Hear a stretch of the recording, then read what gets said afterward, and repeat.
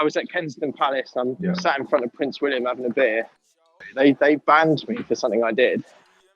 Yeah. Now, I'm sure you boys haven't picked the name with such a deep kind of insight, but I just think there's something really cool about it.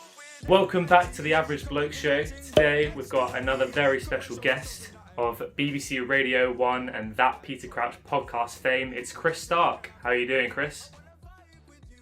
Hello guys, you good? Yeah, all good, thanks. Not bad, thanks, not bad. I need to apologise at the start of this because as I speak to you, I'm kind of walking around. Yeah. So you might occasionally hear a car or someone shouting, that kind of Nice. But all fine, I hope. Right then, we'll get straight into the questions. So firstly, we wanted to talk a bit about radio and what you do on radio. So obviously you're a co-host on the Scott Mill show at the minute, but we were just interested in terms of how you got there, moving up the ladder on radio work, and were there any particular people that helped you get to where you were? It's a really tricky one to answer this because, I mean, there is a lot of stuff that's happened. But in short, I started in hospital radio when I was probably about 15, 16 and loved it. I'd go there every week. And a lot of people won't have heard of hospital radio, but it's like a little radio station at the bottom of the hospital and no one really listened, let's be honest. But it was a great experience for me, and it's kind of where I started taking radio quite seriously. And then I went to university and did student radio, and then you just try and get every job that you can in commercial radio. And I started DJing nightclubs, and I met Scott on a night that I was DJing. And we ended up becoming quite good mates. So he started supporting my demo. So then round about the time that I was doing some work for some other radio stations, I started doing little bits here and there on the phone through Scott's show. And then it just happened that a boss heard something I did and invited me in.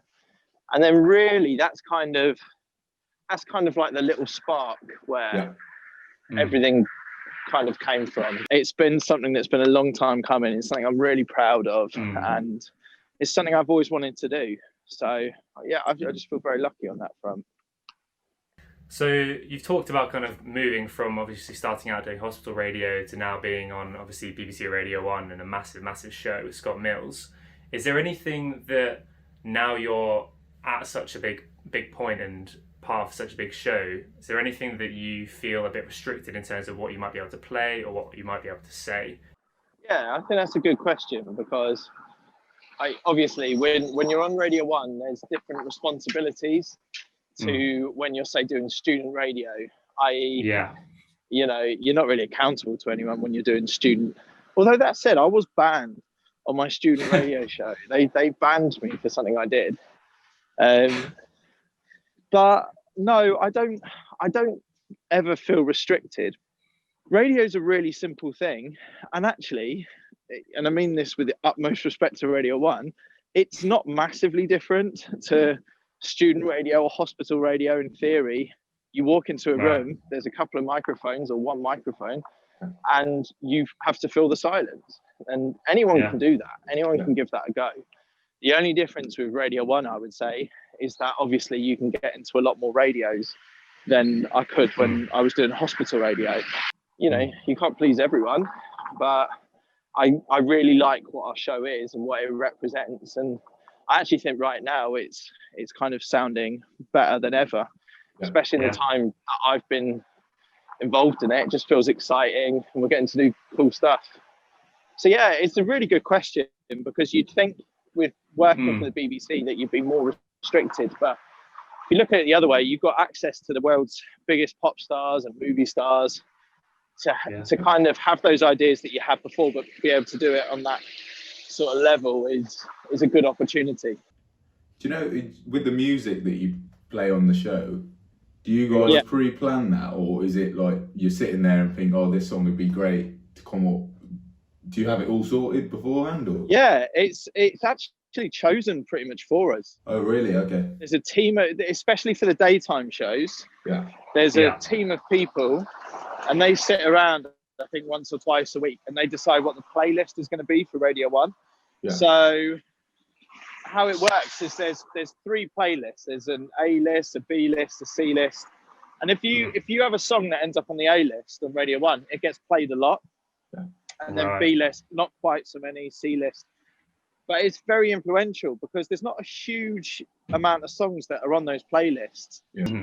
Equally, if there's a band or an artist that you really want to support, there is the space to kind of bring it to the table, but it's got to be justified. So, for example, Lewis Capaldi, I was a huge fan of, Scott was a huge fan of, we really wanted to support him. So we could play his songs and we could make him Tune of the Week. Those were our decisions. And then ultimately that's worked out, you know, very well. Yeah. But if my mate, if say I've had a few drinks and I'm in the pub, and I've done this before, and someone's just really good on open mic, and you swagger over and say that you're going to get them on Radio 1, it's not as simple as that. Yeah. We've obviously talked about the fact that you've been on the show with Scott Mills for a long time, and obviously you're a co-host on that Peter Crouch podcast. Have you ever thought about going solo and kind of branching off and maybe having your own shows? You've obviously done your own DJing and out in Ibiza and stuff like that, but have you ever wondered about having your own radio show? Here's how I see it, right? Me and Scott do a really good show on Radio 1. Like, everything that aren't my strengths are Scott's strengths. And I would say, I don't want to talk for him really, but I would say a lot of what Scott's weaknesses are hopefully what my strengths are. And I get what you're saying. It would be nice in theory to have your own solo radio show and it be the phenomenal success that the Scott Mills show is. But the truth is, I would never give up what we have now, which is such a good thing and so fun and just everything that we're getting to do for that, because I don't know, for me it feels like you'd be doing it for the wrong reasons. You'd be doing it for your ego rather than actually what's good. So yeah, I don't feel precious about it as long as this is good and this is fun. If this wasn't fun and it didn't feel like it was doing as well, then 100% I'd be pushing that agenda a lot more. Or you could come and join the Average Blokes. Yeah, of course. Exactly, yeah, we'll just set up, won't we? Perfect. Right. You know, that's such a good point, actually. In like, when I first heard about you guys, it was your name that sort of intrigued me, because there is actually nothing wrong with that. Yeah. And I've always said this, because I've had this kind of journey on Radio 1, it feels, where I at times I put a pressure on myself to be someone that I'm not, and to be the presenter that I kind of work with on Radio 1, or Greg, or, you know, DJs that aren't there anymore. But I've kind of felt like, right, I've got an in at Radio 1, now I need to suddenly turn it on and be this presenter that I'm not. And actually, what I've really learned to embrace, and it's only, I would say, the last kind of couple of years where I've really felt comfortable with it, is accepting that you can just be bang average and that be your thing, and that be what you represent. You don't actually have to be, you don't have to change who you are. You can be in your own lane on that front. And it's a really funny idea that for some reason, being average, or being, I don't know how you describe it, normal is not the right word, average is a good word, but feeling a bit average is actually okay. And I see this a lot in the pandemic. I see people panicking because they haven't done something that someone else has done, or you don't feel like you're achieving all the time, because especially with social media, you compare and you contrast. Now, I'm sure you boys haven't picked the name with such a deep kind of insight, but I just think there's something really cool about it, and there's something that people should be happy if they want to be, and embrace just this feeling of like you're enough. Definitely. And that's kind of how I feel at Radio 1. It's like, I'm not Greg James, you know, I'm not going to be the next Bruce Forsyth. However, I'm doing my thing at the moment, and it is working out.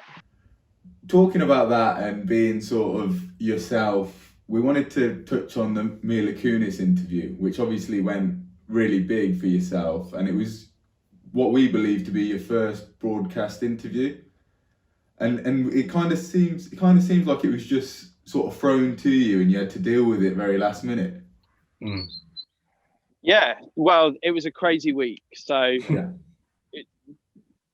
I don't know if you boys have done this, but you go to an interview and it's a junket. They call it a junket. You get about 7-8 minutes with, you know, Right. a superstar. Yeah. And it was the first time I'd done one of these things, and I turned up and I thought the whole experience was going to be a lot friendlier than it was. Normally, when you do an interview with someone, they want to chat. Yeah. A lot of the time, just because they want to look good out of it. I turned up at this really posh hotel, and I was just met by dickheads. I was met by like, it was these quite horrible people. And actually, that's probably unfair, because they're probably not horrible people, but they're just used to journalists coming in, knowing what they're doing, rushing them through. You get your chat, get what they need, and bam, you're out. Whereas I just found the whole experience very clinical. I thought it was very cold. You know, it was I'd been thrown in a bit last minute, but equally, I just felt like you're on a conveyor belt. The whole experience was very odd. And I think when I sat down there to try and make it this very unfriendly atmosphere a bit more friendly, that's why I've started talking to Mila Kunis like she's a mate. Yeah. But where I've been really, really lucky in that scenario is Mila Kunis has decided she's going to do exactly the same back. Yeah. And it says a lot about her. She was probably bored of hearing the same thing. And, you know, she liked me and I liked her, and we got on. And then these people around us are sort of telling us off for not doing our jobs. The irony being, it ended up being the biggest bit of promo the film could have had. And so everyone has done their jobs. And it comes back to what I was saying about the name of your podcast. It just comes back to going, well, you know, we had the same chat that you might have in your pub, or chat on a date, or chat with a mate. And it ends up getting millions and millions of views and went around the world. The FHM once wrote an article about me, and it said, the headline on it was like, being average is a superpower, something like that. It's like, and I've just remembered it, and it's kind of in that instance, I think it was kind of true. Yeah, definitely. That's the new catchline of the podcast there. Moving on to that Peter Crouch podcast, it's obviously something huge that you've become a big part of in the last couple of years. So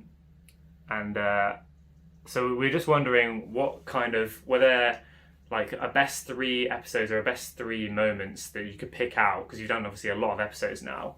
What are the real highlights for you, things that you've enjoyed the most? The podcast was never meant to be what it is. It was just meant to be something to help sell his book.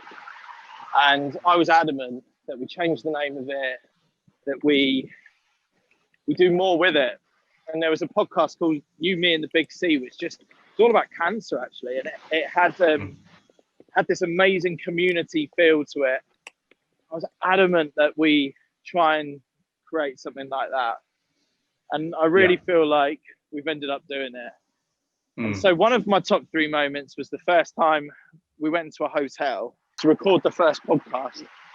And I remember sitting next to Crouchy, and I kind of always thought he was a bit of a ledge. And I think I said something a bit inappropriate about Shaqiri. Not inappropriate, but like it was something about him being in the shower and Crouchy like walking over him or something. It was something like that. It was like, can't quite remember. In fact, it was something about, sure, it's something about like Crouchy being in the bath with Shaqiri and then standing up and it looking like an oil rig, you know? Like, it was something like that. Anyway, I remember Crouchy really laughing and getting into it.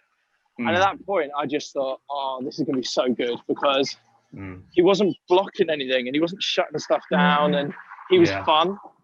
And it meant that we could just bring everything that we do on Radio 1 over to that podcast and make it less serious. It has great serious moments, right? And great football chat. But I knew that the point of difference is going to be Crouchy, and he's got an entertainment brain. He's got a producer's brain. And So that was a great moment. Another great moment was we did something called CrouchFest, which was we had this idea about doing a little festival, and we didn't want to tell anyone anything other than, you know, we set the price. I think the price was about a tenner or something, and we just wanted people to turn up. I remember the producers, not all the producers, some of the producers were adamant that we released the lineup because we had such a good lineup. Yeah. It's like, no. It's better if we don't sell it out. Fine, like let less people be there, but people will kick themselves when they're not. And it did sell out, and we didn't release the lineup. And then your first guest that comes out is Liam Gallagher, and it was like that point for me. I was like, God, we got something amazing here, and the crowd was so up for it. Such a special night, and my favourite moment of that is we had this idea about. The guy who wrote the Champions League theme is a guy called Tony who lives up north. And that blew my mind. It blew all our minds, because how mad is it that you sort of think the Champions League music is this old traditional, I don't know, made by Handel or something like that. It's just this lad called Tony. And we invited him along. We booked a choir. And it's just all this crowd who all had a few drinks. And then I'm watching them sing the Champions League theme. But as a special extra, we wanted to supersize it even more. And the guy who used to drive me to gigs where I'd DJ happened to be Catherine Jenkins' driver as well. And so I spoke to him, and he managed to make it happen. So Catherine Jenkins is coming out and performing the Champions League anthem at CrouchFest. That for me was one of those. I just looked to the side and looked at this crowd who were just totally in awe of this situation. I just thought, this is so silly and so good, and just like everything I miss at the moment. And then the third thing, of course, was the last podcast we did, where I was at Kensington Palace. I'm sat in front of Prince William having a beer. And so I think in those three moments, it was kind of the beginning, you know, middle, and then the final one. And it's been a hell of a journey. I thought you'd mention the Sam rap, but in terms of it was a great night. In terms of the Prince William meeting, we just wanted to ask, like, what was that like? Were you surprised he was as casual as he was, and is he just like a mate now? Or? I've met him before. Right. I was surprised. I was surprised. I was surprised in a really good way. Surprised is the wrong word, because actually he is a sound bloke. He is just a great person to chat to. So I wasn't surprised per se. I was more really pleased that we could do this podcast, and they really respected how we do the podcast. I love that it's like making out there's an art to it, but I really love that they wanted to have a few drinks, and they wanted it to be exactly like that, because they could have easily said no, and we probably still would have done it. So I'm just really happy that he insisted and they insisted that if we're going to do it right. The Heads Up charity that he supports is just amazing. And that's what pleased me so much, is that I could be there in the Palace in a bit of a hoodie sort of thing. And he was just class, really. He was great. So I would say not surprised, but like just really happy that he embraced it the way he did. I mean, it definitely came across so much better because of that. It just showed how kind of up for it he was. Yeah, I agree. So the podcast, me personally, I've listened to it everywhere. The gym, running, in the bath. You've been the sounds of my bath. That's good to know. We were just wondering, if you're looking for any more ambassadors, can we be the Oxford University ambassadors of the show? Yeah, come on, boys. You're the clever ones. Let's go. Yeah? Brilliant. So we're in. Perfect. Yeah. Cool. Bro. I don't know if we've got Oxford Uni ambassadors, but we need to get some more shirts printed, and then we can send them out to you guys. Brilliant. So stay in touch, Brilliant. and if we do another CrouchFest, or when we can do another CrouchFest, then come along. Good to meet you both properly, and we can have a drink and flesh out the details there. Yeah, cool, man. But just shout about it around the uni, and take control. I don't believe we've got an ambassador there yet, so as far as I'm Perfect. concerned, you two can take that on and Brilliant. just transform the Oxford Uni for the better, in my opinion. Definitely will do. Thanks so Right, much. boys, it's so good to speak to you both. And just let me know if you need anything else. Yeah, perfect. Thanks a lot for coming on the show. Cheers. Speak to you soon. My pleasure. All right, lads, in a bit. Thank you. Bye. Come and do your thing right next to me. Come and show me something that I've never seen. Yeah, like put all your faith in me, 'cause I'm feeling kind of vibrant. I wanna